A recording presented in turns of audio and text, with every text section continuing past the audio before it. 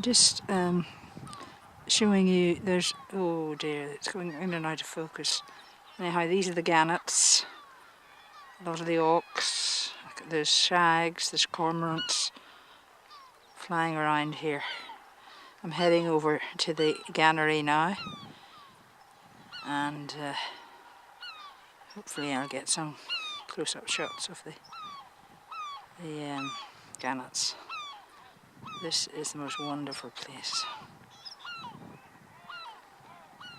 Every corner, they are different views.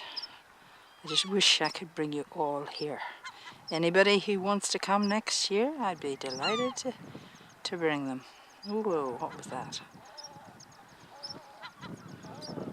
I just keep it steady for you to see this fantastic sight. Some of the gannets, obviously the mature ones are white with black tips, but if you see any in the screen that are browner or darker, then those are juveniles.